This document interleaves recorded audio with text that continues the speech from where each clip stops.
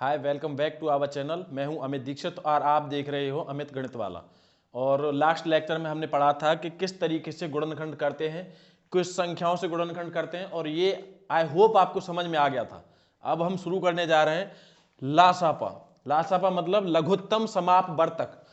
लघुत्तम समापवर्तक का मतलब होता है कि सबसे छोटी संख्या जो समान हो और विभाजित हो जाए। मतलब वो सबसे छोटी संख्या जो तीनों का तीन हो, चार हो, जो संख्या को उनका भाग चला जाए, पूर्णतया से कोई भी संख्या नहीं बचनी चाहिए, उसको कहते हैं हम लघुत्तम समापवर्तक। अब निकालते कैसे?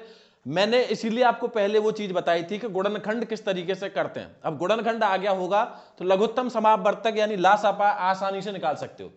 अब कोई सी भी संख्या अगर आपके पास है 10, 12, 15, अगर इसका लासापा निकालने के लिए कहा जाए तो आपको सिंपली गुणनखंड ही करने, जैसे गुणनखंड करे थे पहले सेम वैसे ही है, लेकिन अलग अलग नंबरों। ये आपको ये समझ लेना है कि तीनों ही नंबर अलग अलग हैं, तो इनके गुणनखंड करने हैं बस। सबसे पहले अगर इसमें किसी एक संख्या से भी हमने गुणनखंड में क्या किया था कि सबसे पहले 2 से भाग दिया था, क्योंकि पहले प्राइम नंबर 2 है, अब आधी संख्या 2 है। अगर मैं इसमें भी 2 से भाग दूंगा तो पहले मैं ये देखूंगा कि किस किस में 2 से भाग जा रहा है। जिसमें नहीं जा रहा है उसे ऐसे ही उतार दूंगा, एज उतार दूंगा, और जिसमें जा रहा है उसमें मैं 2 से भाग दूंगा। अब मेरे समझने के लिए विभाज्यता है, और विभाज्यता मैंने आपको लास्ट लेक्चर में बताई थी, आई होप आपको याद होगी। विभाज्यता 2 की विभाज्यता क्या कहती है कि संख्या के पीछे 0, 2, 4, 6, 8 आना चाहिए, तभी तो आपका 2 से भाग जाएगा। तो इसमें देखो यहां तो आपके पीछे नहीं है इनमें से कोई भी संख्या, तो इसका मतलब ये तो 2 से भाग नहीं जाएगा। इसमें इन दोनों में आपका 2 से भाग चला जाएगा। तो इन दोनों में 2 से भाग देने के लिए मैं क्या करूंगा, 2 का भाग दूंगा, 2 पंजे 10 एंड 2 छक्का 12, और ये आपकी अलग है। अब इसमें और इसमें नहीं भाग जाएगा क्योंकि ये संख्या आपकी 2 से भाग जाएगा ही नहीं, कि ये पीछे वाली संख्या इनमें से कोई है ही नहीं, और इसमें भी नहीं है। लेकिन ये है 6 आपकी यहां भी है, तो 2 से भाग चला जाएगा। तो अभी मुझे पर्सनली एक में ही 2 से भाग देना है, यानी इसमें तो जाएगा नहीं।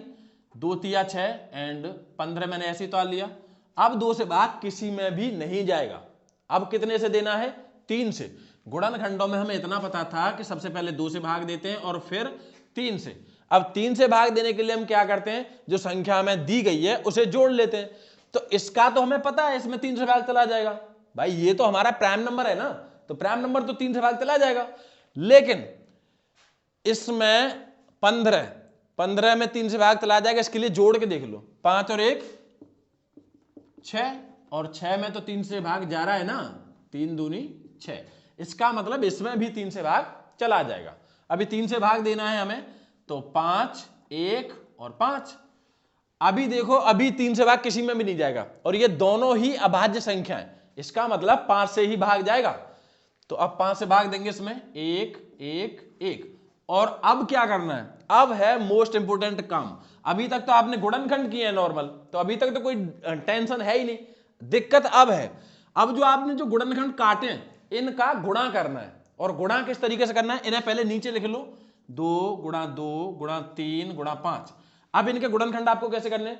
पहले ऐसे करना है, 5 तिया 15, यानी एक संख्या का गुणा करना है पहले तो, और जो आंसर आए फिर उसका गुणा करना है अगली संख्या में, यानी 15 दूनी 30, और फिर जो आंसर आए उसका गुणा करना है आगे, यानी 30 दूनी 60। तो इसका टोटल का एलसीएम आएगा 60, और 60 हमारी एक ऐसी संख्या है जो इन तीनों का भाग 60 में चला जाएगा पूरा पूरा। मैं वही चीज आपको समझाने की कोशिश कर रहा था कि लासापा वो होता है लघुत्तम समापवर्तक, यानी सबसे छोटी संख्या जो 2 या 3 संख्या हम लेते हैं जिनका लासापा हम निकालते हैं, उनका भाग पूर्णतया उसमें चला जाना चाहिए। चलिए इसके बाद में एक संख्या और ले लेता हूं बड़ी, 100 एंड 250 एंड 400। सेम एज आपको करना कुछ नहीं है, वही पहले गुणनखंड काटने, नॉर्मल संख्या को अलग अलग समझना है, ये भी अलग है, ये अलग है, और ये अलग है। अब देखो इनमें तीनों में ही 2 से भाग चला जाएगा, तो तीनों में 2 से भाग दूंगा मैं। इसमें दूंगा तो 50 बार जाएगा, इसमें दूंगा तो 125 बार, इसमें दूंगा तो 200 बार। अभी इसमें तो नहीं जाएगा बीच वाली में, क्योंकि 5 आ गया। और विभाज्यता क्या कहती है कि सबसे पीछे का अंक 0, 2, 4, 6, 8 आना चाहिए। तो अभी इसमें कितने से भाग जाएगा? 2 से 25 बार, इसमें भाग जाएगा ही नहीं, और इसमें भाग दूंगा 100 बार। अभी इन दोनों में भाग नहीं जाएगा, लेकिन अभी इसमें भाग चला जाएगा। तो इसमें भाग दूंगा मैं 25, 125 एंड 50। फिर अगेन दोबारा 2 से 25, 125 एंड 25। अब देखिए अब किसी से भाग नहीं जाएगा, इसमें 2 से भाग नहीं जाएगा। अब कितने से देखना है? 3 से। लेकिन 3 की विभाज्यता क्या कहती है कि जो संख्या हमें दी गई है उसे जोड़ लो और जोड़िए। 5 और 2 7, तो 7 में तो 3 से भाग नहीं जा रहा। 2 और 1 3 और 5 8, यानी 8 में भी नहीं जा रहा। 5 और 2 7, तो इसमें भी नहीं जा रहा। इसका मतलब अभी 3 से तो भाग नहीं जाएगा। अगला नंबर क्या है मेरा? 5। और 5 की विभाज्यता कहती है कि जो संख्या हमें दी गई है उसके पीछे 5 या 0 होना चाहिए। तो 0 तो नहीं है किसी के पास, लेकिन 5 है, तो इसका मतलब आपका ये 5 से डिवाइड हो जाएगा। तो इधर देंगे 5 25, 25 5 125 एंड 5 25। दोबारा 5 से चला जाएगा 1 5 1, फिर 5 से 1 1 1। बस यहां 1 1 लाना है। अब अगला काम आपको क्या करना है?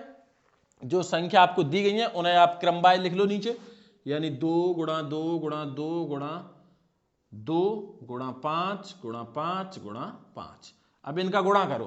5 25, 25 5 125 एंड 125 दूनी 250, 250 दूनी 500, 500 दूनी 1000 और 1000 दूनी 2000, यानी इसका टोटल एलसीएम कितना आएगा? 2000।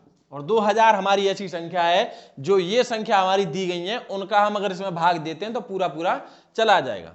आई होप आपको एलसीएम समझ में आ गए होंगे। Thank you.